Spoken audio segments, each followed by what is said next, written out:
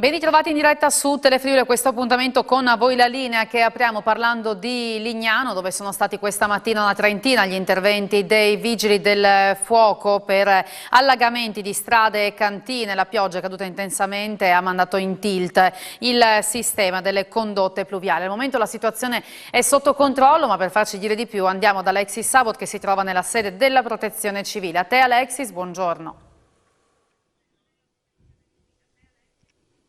Sì, Francesca, buongiorno, hai detto bene, sono 90 i millimetri scesi in circa mezz'ora questa mattina a Legnano Sabbiadoro, creando diversi disagi e tanti, appunto, una trentina di interventi, come dicevi tu, dei vigili del fuoco, ma anche della Protezione Civile. Per fare il punto, qui con me, nella sede della Protezione Civile, il consigliere con delega alla Protezione Civile e Lavori Pubblici, Marco Donà, proprio per farci capire com'è la situazione ora. Sì, buongiorno.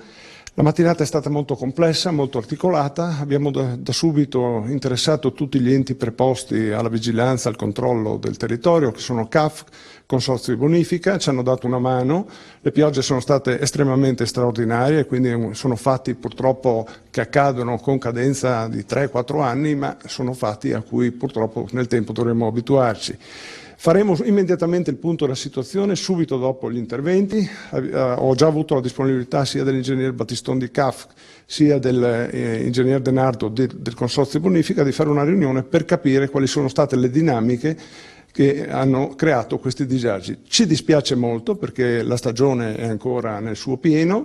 Faremo il possibile entro la serata per rimettere a posto le cose, anche con l'aiuto e il costante monitoraggio degli uomini sia della Protezione Civile che dei lavori pubblici.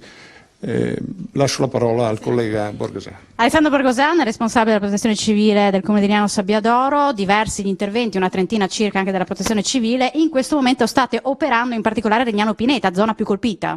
Sì, confermo, la zona maggiormente colpita del nostro territorio è la zona di Pineta, con una propagine anche su Riviera, però diciamo che il grosso degli interventi attualmente in atto li stiamo svolgendo in zona appunto Pineta, principalmente per quanto riguarda allagamenti a questo punto di abitazioni scantinati, mentre le sedi stradali sono state quasi tutte in qualche modo prosciugate. C'è la cantina, sì, la cartina volevo dire, dove avete sottolineato i punti più critici. Sì, confermo la criticità in questo momento, sono questi pallini ancora circondati con il colore rosso, è la zona di Pineta di fronte alla chiesa e abbiamo ancora un problema su una calle a Riviera, dove appunto lì ci sono alcuni complessi condominiali e appunto il quantitativo d'acqua negli scantinati è importante. Pensiamo di rimanere impiegati fino alla giornata odierna, probabilmente fino alla serata. In quanti siete al lavoro? Sì, allora come forze di volontariato di protezione civile sono operativi circa 22 uomini da questa mattina e come dicevo prima probabilmente rimarranno fino a questa sera. Adesso il problema è la pulizia, no? Delle strade, ci vorrà del tempo per ripristinare il tutto. Allora la pulizia è già cominciata, abbiamo chiesto uno sforzo straordinario a MTF in questo primo momento per mettere in sicurezza le strade e riaprirle completamente. A seguire nei giorni prossimi cominceremo dal verde, rimetteremo a posto per quello che ci sarà possibile tutte le aiuole che sono state fortemente danneggiate, in quanto poi ci sono stati problemi grossi anche alla viabilità, tante macchine ferme, camion fermi, camion finiti su aiuole e anche un'ambulanza che ha avuto problemi e la protezione civile è stata d'aiuto nel portare la persona malata in pronto soccorso. Tutto questo dalle 10 in un tempo di mezz'ora, 3/4 d'ora circa? Sì, 3/4 d'ora più o meno, chiaramente è stato coinvolto quasi tutto il territorio, ma in particolare Pineta e Riviera. Abbiamo capito alcune criticità, ripeto, cercheremo di porre rimedio nei prossimi giorni. Io ringrazio il consigliere Marco Donà, grazie al responsabile della Protezione Civile Borghesani, restituisco la linea allo studio. Grazie Alexis. Sole invece su Friuli Doc sia ieri all'inaugurazione che oggi per questo primo pranzo con le eccellenze della nostra regione. Andiamo da Davide Vicedomini. A te Davide, ancora un buongiorno.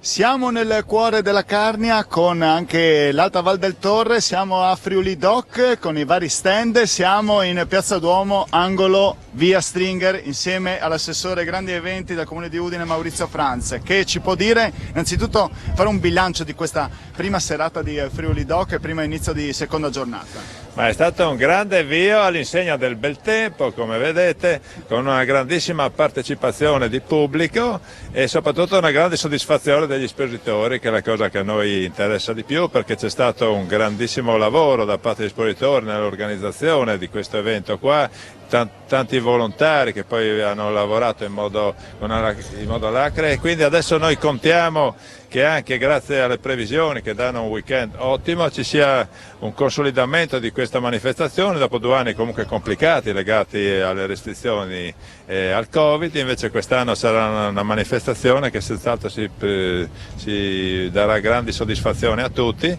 e poi con 1000 eventi anche che sono collegati, perché non è solo enogastronomia, non è solo artigianato. Invito tutti ad andare in via Mercato Vecchio, dove ci sono degli splendidi stand tra Confartigianato, dove ci saranno anche delle dimostrazioni rivolte ai giovani su quello che sono i laboratori artigiani, quindi un modo anche per tramandare quelle che sono non solo le nostre tradizioni ma anche il saper fare. E poi in Castello a Udine, in Duomo, tutte le piazze sono vestite a festa, e vedere tutta questa partecipazione di pubblico è un motivo di grande soddisfazione. Ecco, nell'immagine il nostro Paolo Bassi ha ripreso anche le cucine qua di Ampezzo e Sauris, è già all'opera perché sono già arrivati i primi clienti ad assaggiare qualcosa, favoriti anche dal fatto che dopo la pioggia è arrivato il bel tempo. Baciati dalla fortuna, qui a Friuli Doc c'è un po' di vento, ma insomma dà fastidio, ma non più di tanto. Assessore, ricordiamo magari qualche evento nel pomeriggio, così anche per i nostri telespettatori? Qua adesso siamo in Piazza Duomo, come vedete la Carnia, che è sempre protagonista di Friuli Doc, anche quest'anno ci dà grandi soddisfazioni. Noi abbiamo poi esempi importanti, abbiamo altri eventi importanti. Volevo ricordare uno che è anche simpatico, perché il presentatore sarà Bruno Pizzul. Alle ore 16 in Loggia del Lionello verrà presentato il libro di Franco Dalcin su Zico, quindi per i tanti appassionati. Anche ieri dobbiamo ringraziare l'Udinese Calcio e i giocatori, l'allenatore dell'Udinese Sottile e Eulefeu, perché hanno testimoniato all'inaugurazione di Friuli Doc, e spero ci porti fortuna, come sta succedendo, come fargli anche i complimenti per i grandi risultati che hanno conseguito, con 3 vittorie consecutive, grandi soddisfazioni, quindi anche dal punto di vista sportivo. E poi proseguiamo con altre iniziative. Stasera c'è l'Oscar Green, ringrazio la Coldiretti che ormai da anni presenta quello che sono gli Oscar per i giovani imprenditori con la capacità di innovare anche nel mondo dell'agricoltura. Le loro premiazioni saranno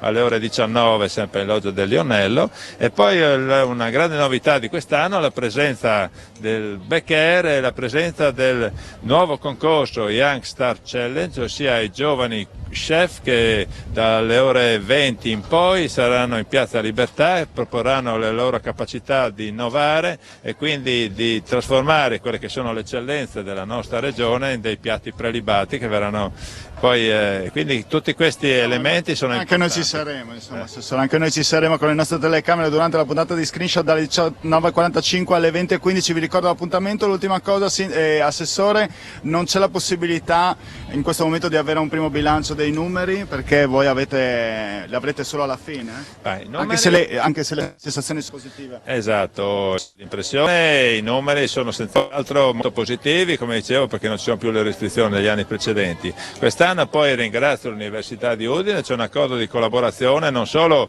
per la promozione delle nostre eccellenze, degustazioni, penso solo a San Daniele, al Montasio, ma anche proprio dal punto di vista del rilevamento dei numeri di Friuli Doc, perché grazie all'accordo con la loro facoltà ci sarà una mappatura precisa di quelli che saranno i numeri di Friuli Doc grazie ai telefonini e quindi ai big data che si possono avere, quindi questo sarà un elemento importante anche per fare poi delle valutazioni più precise anche sulla provenienza dei turisti, dei flussi di visitatori, quindi anche per l'impostazione e le strategie future su Friuli Doc. Numeri veri, insomma, che non saranno fonte di polemiche politiche, insomma, ecco, ricordando anche il recente passato prima della pandemia. Grazie Assessore, grazie a voi, grazie e buon lavoro. Grazie, vi restituisco la linea, da Piazza Duomo è tutto.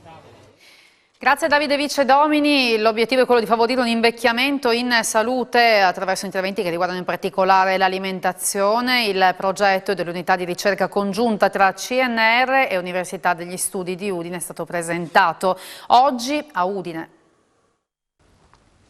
Insediata all'Università di Udine un'unità di ricerca congiunta per alimenti e invecchiamento attivo, è stata creata fra il CNR appunto e l'Ateneo Friulano, e oggi per l'occasione è presente a Udine la Presidente del CNR Maria Chiara Carrozza. L'importanza dell'alimentazione, tanto più che si continua a parlare, ed è sempre più di moda parlare di prevenzione, e quindi la prevenzione passa soprattutto attraverso il cibo. Quello che sei è quello che mangi, o quello che mangi è quello che sei.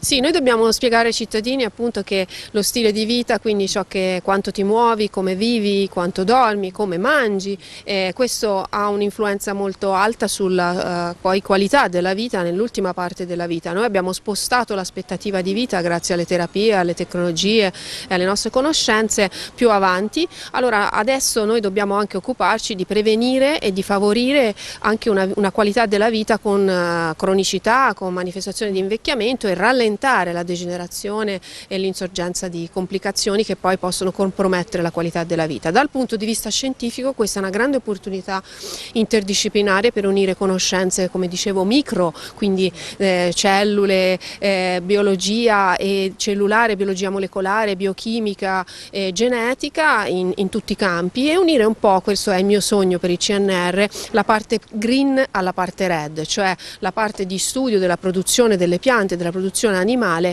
a poi la salute e la traslazionalità. Quindi la sfida di questo centro è riuscire a essere interdisciplinari, quindi vedere dai problemi più di ricerca fondamentale, quindi la comprensione dei meccanismi di invecchiamento e come incide l'alimentazione, quali sono i componenti e i principi attivi che ci possono modificare, anche appunto possono incidere poi sull'evoluzione della malattia e sullo stato di salute, e poi la qualità della vita. Quindi questo è un sogno, e penso che sia una cosa bella che noi siamo qui all'Università di Udine. Il CNR nel suo piano di rilancio ha messo come pilastro fondamentale di stare nel mondo universitario insieme all'università. Praticamente questo è un accordo molto importante, la costituzione di questa unità, soprattutto qui all'Ateneo udinese. Ne parliamo con il professor Silvio Brusaferro, che oltre appunto a essere presidente dell'Istituto Superiore di Sanità è qui presente all'Ateneo udinese. È un po' di parte la sua presenza oggi. La prima considerazione è che fa molto piacere vedere i progetti che vanno avanti nel tempo, che si arricchiscono, che si concretizzano. L'altro grande piacere, come diceva la professoressa Carrozza, è il fatto che si possano realizzare dei luoghi dove poter fare ricerca integrata. Questo è uno di quelli.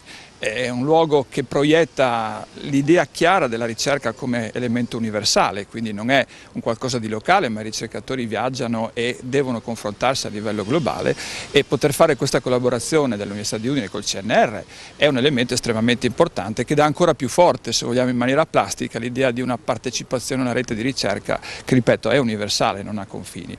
Le sfide che ci sono importantissime, il PNRR sta investendo una quantità importante di risorse nella ricerca, ed è attraverso la ricerca e poi il trasferimento tecnologico che possiamo auspicare e sperare di poter migliorare la qualità della vita. Ecco, parliamo proprio di ricerca. Arrivano sostegni, perché la ricerca ha sempre bisogno, no, di essere sostenuta. Cosa abbastanza difficile riuscire a reperire fondi, no? Sì, però adesso perlomeno l'Europa sta aiutandoci in questo senso. Sì, noi ora abbiamo un contesto particolarmente favorevole che comunque dobbiamo mettere in pratica, perché abbiamo nell'ambito del piano nazionale PNRR abbiamo almeno 3 o 4 grossi progetti che possono avere un impatto anche sulla ricerca che conduciamo qui, perché c'è un centro nazionale biodiversità, la biodiversità è un tema molto in relazione anche con quello che studiamo qui, poi c'è un centro nazionale sull'agri-food, quindi su come sviluppare l'agricoltura di precisione, e poi ci sono 2 partenariati estesi, quindi 2 grandi forme di collaborazione su appunto il tema che riguarda poi la nutrizione e l'agricoltura. misura. Ora noi dovremo essere in grado di sviluppare il sistema nazionale in questo campo e quindi di mettere in relazione ciò che facciamo qua e trovare supporto in questi grossi partenariati che vogliono portare l'Italia protagonista in questo campo. Ci rivediamo con altri temi tra poco nella seconda parte di A Voi la Linea.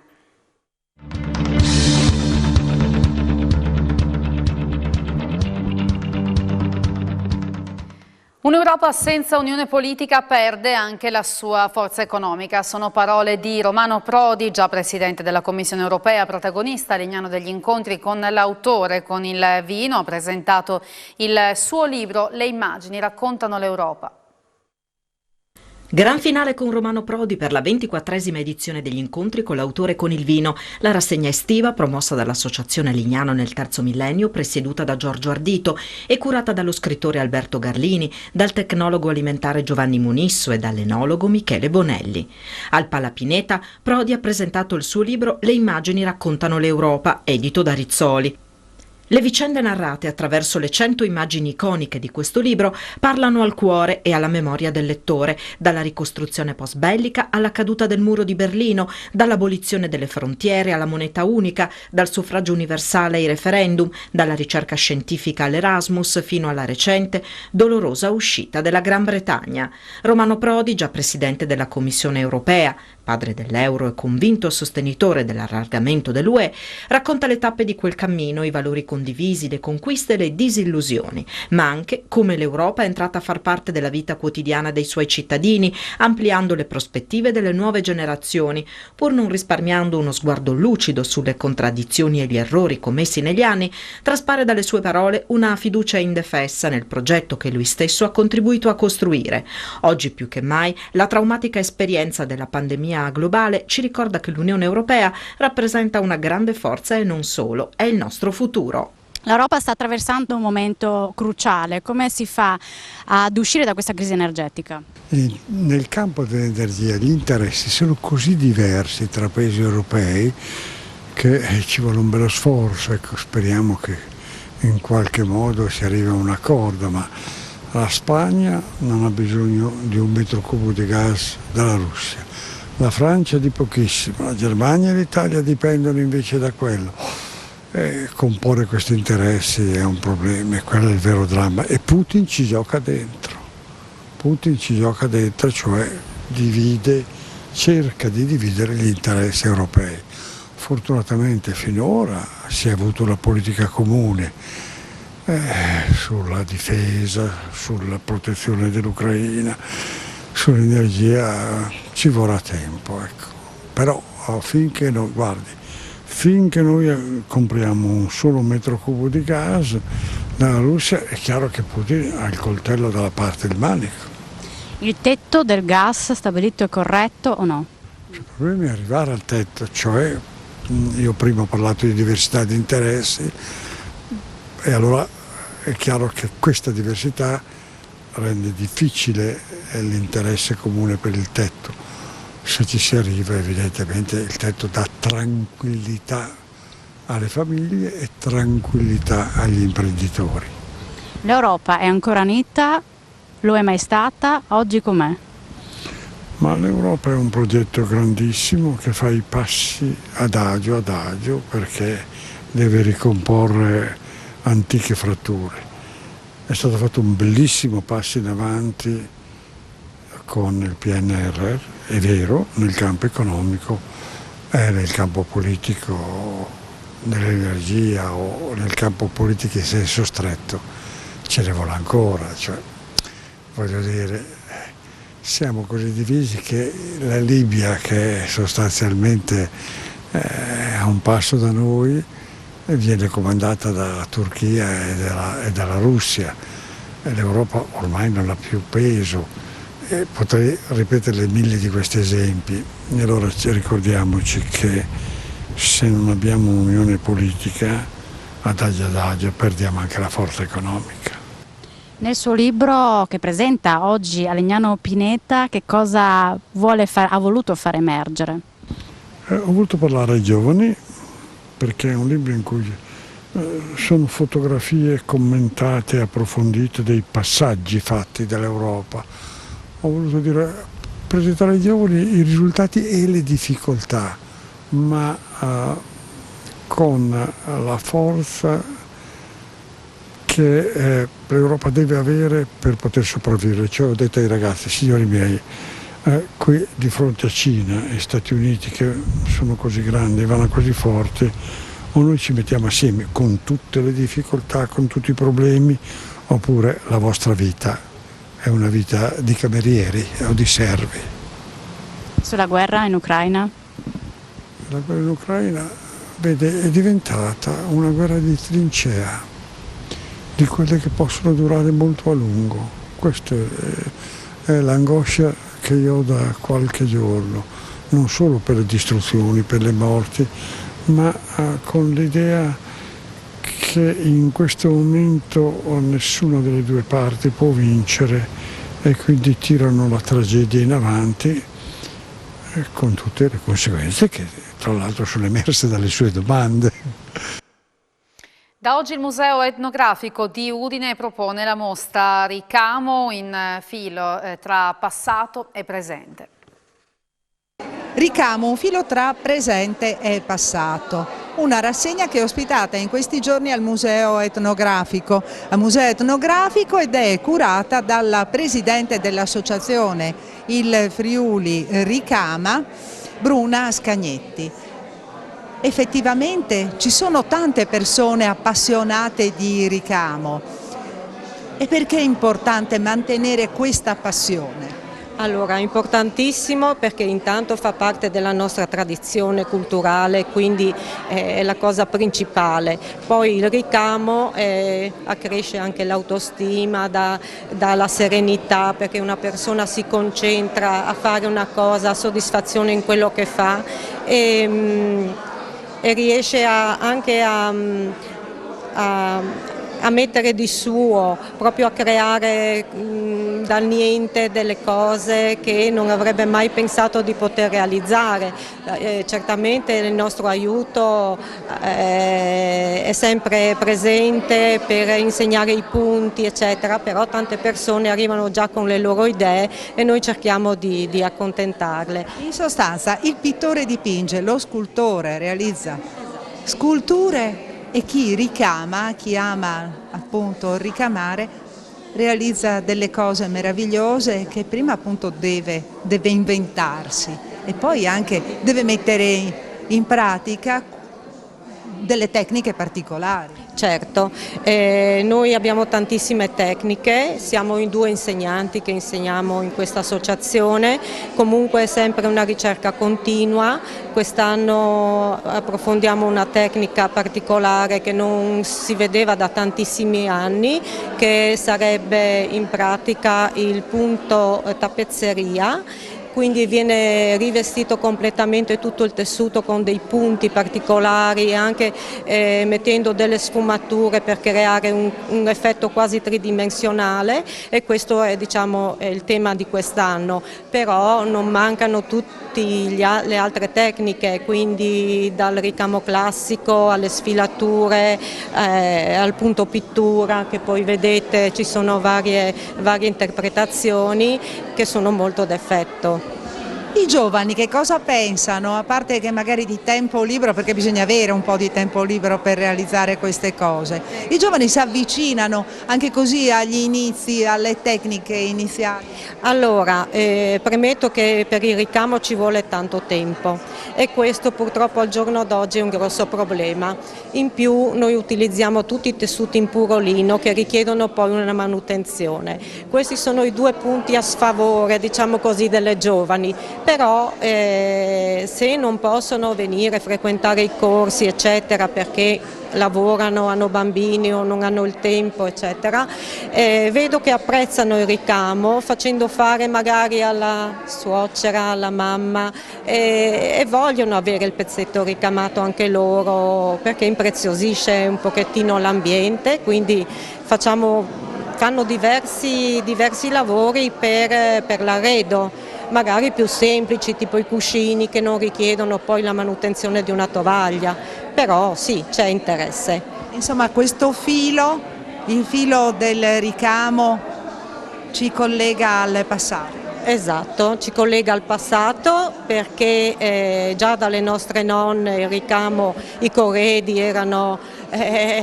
la cosa proprio, diciamo, principale delle giovani, dovevano avere un corredo col ricamo perché sia più prezioso, eccetera, e questa cosa sta continuando perché ancora qualcosa anche per i corredi si fa. E per oggi è tutto, appuntamento con l'informazione alle 16:30 con il nostro TG Flash. Buona giornata.